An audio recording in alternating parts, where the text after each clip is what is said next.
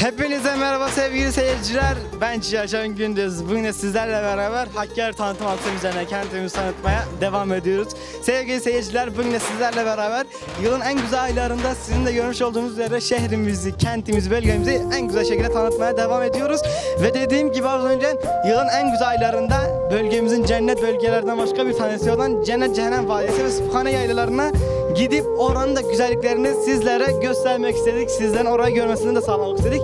Ama oraya gidip sizlere gösterme isteğimiz içimizde kaldı diyebiliriz. Çünkü bu yola başladık ama bölgenin, köyün sakinleri oranın özel mülkiyet olduğunu belirterekten oraya çıkışa izin vermiyorlar. Neden?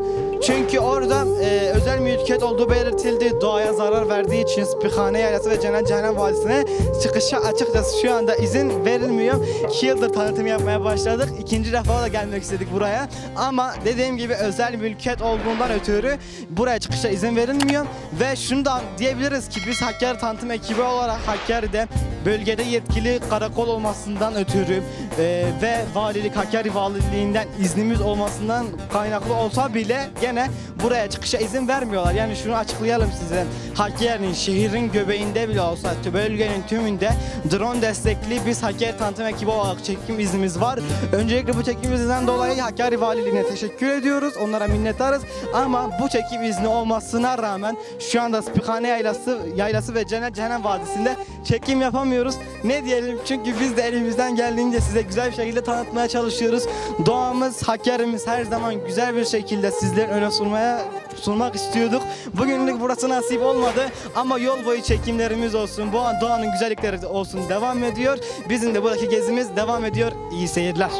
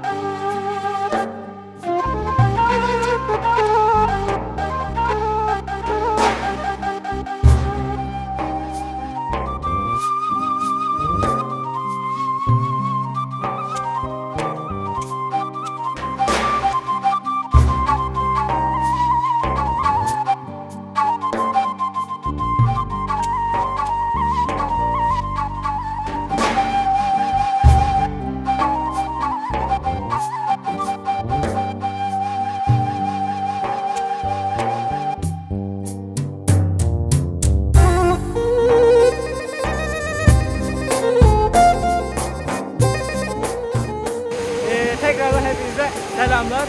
Dediğim gibi biz Kırıkdağ köyündeydik arkadaşlar, demiştim bunu sizlere. Asıl amacımız kuzulara gitmekti. Sıkıkhane Yaylası'nın Cennet Cehennem Vadisi'ni sizlere göstermekti. Ama orada aşiret engeline takıldık. Orası kapatmışlar bir yolu. Zaten açılışta size geniş anlatmıştım o konuyu. Şimdi isterseniz şu anda nerede olduğumuz hakkında bahsedelim. Geçen yıldaki görüntülerden hakim olmak üzere olduğumuz gibi Bala Yaylası'nın şelalesinin yanındayız. Yukarıda Bala Yaylası var. Oradan göstermiştik sizlere. İşte o suyun aktığı yer burası. Genel gördüğünüz su Bala Yaylası'nın şelalesi. Ama genel olarak Süheyl köyündeyiz şu anda sizlerle beraber.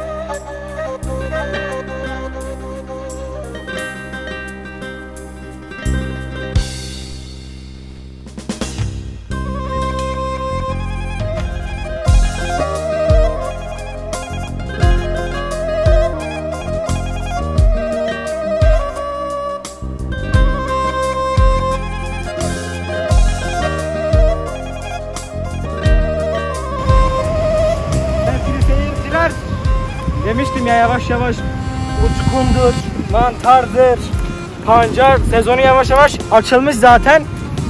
Biz bu güzel doğayı sizlere anlatırken tabii ki toplamak istiyoruz. Topluyoruz da size gösterelim dedik. Bunu az önce çekim yaparken galiba kayıttaysınız, orada toplamıştım. Bu da mantar. Daha koparmadık. İnşallah sizin şahitliğinize koparacağız. Ama öncelikle şunu da söylemek istiyorum ki bizim Instagram hesabımız var. Instagram, TikTok, Twitter ve Facebook'ta zaten aktifiz. Her tarafta Hakkari tanıtım adı ile aktifiz.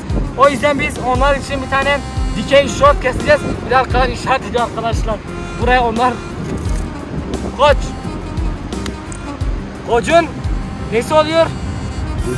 Boynuzu oluyor, evet unuttum. Sevgili seyirciler, bunu da sizlere açıklayalım. Zaten bölgemiz hayvancılık üzerine ünlü bir bölge. Yani hayvancılık burada çok yapılıyor. Çok hayvancılık yapan insan var buradan. Zaten tarihten beri siz de biliyorsunuz ki koçun boynuzlarını şu şekilde evlerine, odalarına, sarayları, duvarlara asarlardı. Biz de eskiden esinlenerek de şu anda bunu alıp götürüp kendi evimize temizledikten sonra kendi evimize asacağız. Bunların fotoğraflarının hepsini de siz Hakkari Tanıtım Instagram hesabından hem bunun fotoğraflarına, son halini hem de güzel daha güzel doğa görüntülerine erişmek istiyorsanız, bizi an ve an takip etmek istiyorsanız Hakkari Tanıtım Instagram, Facebook, Twitter ve TikTok'ta her zaman aktifiz. Biz demiştim zaten, bunda sizin şahitliğinize koparmak istiyorum. Ama öncelikle şunu da söyleyeyim, aktifliğimiz dedik. Önce bir tane short çekelim. Kedi Reels videosu almak istiyoruz. O yüzden kısa bir aradan sonra sizinle tekrardan buluşacağız. Instagram'daki short'tan sonra hepinize tekrardan merhabalar. Demiştim bunu sizin huzurunuzda, bu YouTube'daki takipçilerimizin huzurunda çekecektim ve söktük. Gerçekten söktük ve sizin de görmüş olduğunuz üzere mantar sezonu zaten başlamış durumda.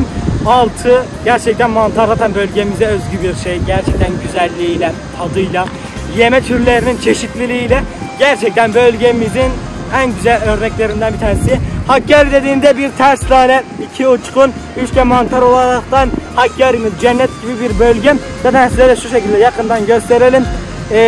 Gerçekten buradaki gezimiz güzel bir şekilde devam ediyor. Güzel bir geziyle beraber siz devam ediyoruz. Ama kayıt arasındayken Instagram'a short çekerken bir haber geldi sevgili seyirciler. Instagram'a izleyebilirsiniz. Instagram Hakkari Tanıtım. Uçkun olduğu söylendi arkamdan. O uçkuna gidip o uçkunu sizlerle beraber toplayacağız. Çünkü sadece mantar değil, uçkun sezonuyla da beraber bunu toplayacağız. Bunu arkadaşlarıma iletiyorum. Ben mantarlarımı alıp uçkun toplamaya devam ediyorum. Şimdilik iyi seyirler diliyorum. Uçkunu genellikle Hakkari'liler çarşının ortasında şu şekilde elimde gördüğünüz şekilde görüyorlar. Ama uçkun doğal ortamında bu şekilde gözüküyor. Tabii biz uçkun diyoruz, size farklı gelebilir. Buna uçkun diyen var, dağ muzu diyen var. Uçkun diyen de var yani. Aynen. Onu da görmüştüm. Ç harfiyle, Ş harfiyle diyen var. Yani bu doğamız gerçekten tek kelimeyle mükemmel bir doğa. Uçkun, mantar, pancar, çok güzel bir doğamız var. İstersen biz toplamaya Sen başlayalım. toplamaya devam et, ben arkadaşlara açıklayacağım. Sizin de görmüş olduğunuz üzere inşallah Mert koparacak. Ve Mert de... Çek.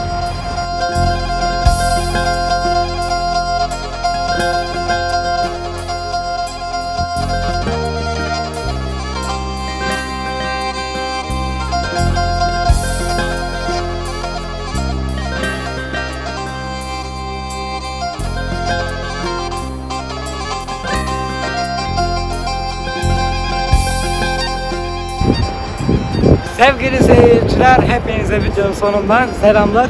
Şu anda görmüş olduğunuz üzere Kırıkdağ bölgesinden Berşan yaylalarını görüntülüyoruz. Çünkü coğrafyamız buna el veriyor ve gerçekten çok güzel bir coğrafyamız var. Dediğim gibi Kırıkdağ bölgesinde Soya köyündeyiz. Gerçekten çok güzel bir bölge. Videonun başından size kısa kısa özetlerle ne yaptığımızı açıklamak istiyorum bugün. Siz de bugün şahit oldunuz. Biz açıkçası bugün Hakkari Tanıtım ekibi olarak sizlerle beraber Spihane Yaylası'nı ve Cennet Cehennem Vadisi'ni görüntülemek istiyorduk ama yasaklarla sınırlandırıldık. Oraya gitmemize izin verilmedi.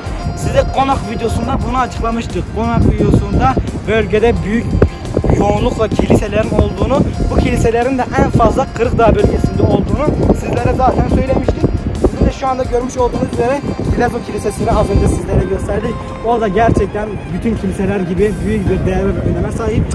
Hakkari'nin kültürünü ve tarihini oradan da anlayabiliyoruz. Yavaş yavaş olduğumuz yerde dönerekten sizlere tanıtmaya devam edelim. Barçay Yaylası'ndan başlamıştık. Dilazo Kilisesi, şimdi Bala Yaylası'ndayız. Bizi sattı o. Bizi sattı. Sevgili seyirciler, devam edelim. Görmüş olduğunuz şelale Bala Yaylası'nın şelalesi. Mevsimden dolayı, şu anda olduğumuz mevsimden dolayı kar var daha Bala Yaylası'nın üzerinde.